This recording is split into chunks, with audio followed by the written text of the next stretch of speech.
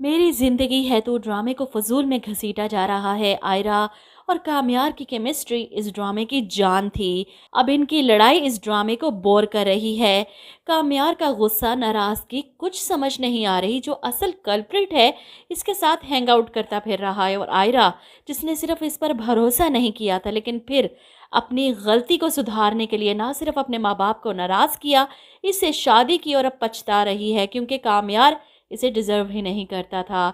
यहाँ इतने कामयार के फैंस हैं कि इसके बारे में कुछ गलत कहूँ तो बुरा मना जाते हैं, कमेंट्स करते हैं, इसकी गलत हरकतों पर भी इसे सपोर्ट कर रहे हैं। मुझे तो गुस्सा आता है, फारिया के साथ क्यों नहीं अपना ताल्लुक़ ख़त्म कर रहा। सब ठीक करे, आयरा के साथ अपना रिश्ता ठीक करे। जो अपने माँ बाप को छोड़कर आई इसके लिए, उनकी नाराज़गी मोल ली, इसके पास आ गई। इसे तो चाहिए था कि सब भूल जाता, लेकिन नहीं।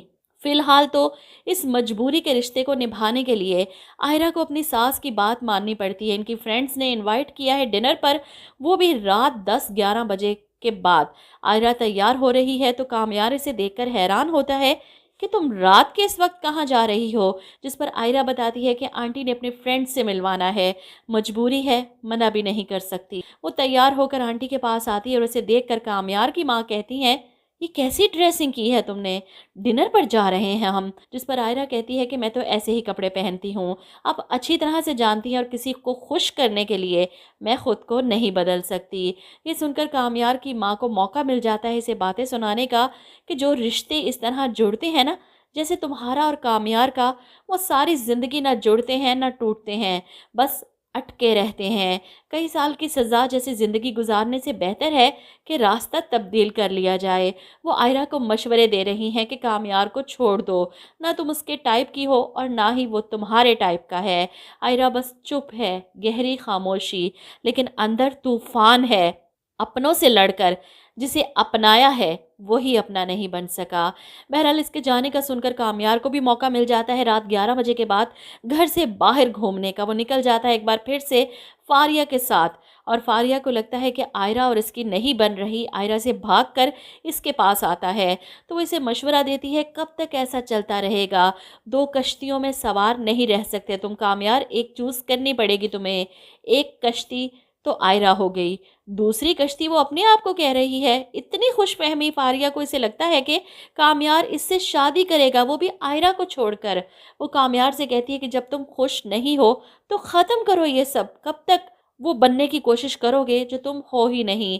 कामयार जिस गुस्से और नफरत से फारिया को देख रहा था, दिल तो कर रहा है इसे कश्ती से, इसे समुंदर में धक्का दे दे। बहरहाल कामयार काफ़ी लेट नाइट घर वापस आता है, क्योंकि इसे अंदाज़ा था कि आयरा अब तक आ चुकी होगी। घर आने के बाद वो कमरे में आने की बजाय सीधा टेरेस पर खड़ा सोच रहा है। ऐसे में आयरा इसके पास आती है, कहाँ थे तुम? फारिया के साथ थे।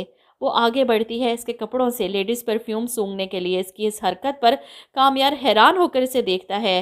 कामयार के पास से फारिया की खुशबू। आयरा गुस्से में पैर पटकती वहाँ से चली जाती है, जिसके बाद कामयार इसके पीछे जाता है, मेरी बात सुनो, ऐसी कोई बात नहीं जैसा तुम समझ रही हो। ऐसे में आयरा कहती है कि जानती हूँ, लेकिन क्या करूँ, बार बार माजी सामने आ जाता है, तल्ख यादें सामने आ जाती हैं। ज़िंदगी में आगे भी तो बढ़ना है ना, इधर ही तो नहीं रह सकते। लेकिन कामयार को ये बात समझ नहीं आ रही, वो आयरा को कबूल नहीं कर पा रहा, दूसरी तरफ फारिया को छोड़ नहीं पा रहा। ऐसे में आप देखेंगे कि अगली सुबह आयरा तैयार हो रही है हॉस्पिटल जाने के लिए। कामयार जिस वक्त सोफे पर पड़ा था, सो रहा था, वो इसे ऑफिस जाने का कहती है कि बस कर दो अब ये रूटीन, वापस आ जाओ अपने पहली ज़िंदगी में। खैर खुद हॉस्पिटल पहुंचती है तो इसका सामना खावर से हो जाता है। इसकी माँ इसी हॉस्पिटल में एडमिट है, टेस्ट आ चुके हैं, शायद कोई संगीन मसला ही है जो खावर अभी तक यहीं बैठा है। ऐसे में आयरा को देखकर वह सवाल करता है, एक बात पूछूं? आयरा कहती है पूछो। और खावर का सवाल कि खुश हो ना? आयरा के चेहरे से कहीं नहीं लग रहा था कि वो खुश है, और यही बात खावर को डिस्टर्ब कर रही है। सब किया धरा इसी का तो है, और अब सवाल ऐसे कर रहा है जिससे बड़ा ही हमदर्द हो आयरा का।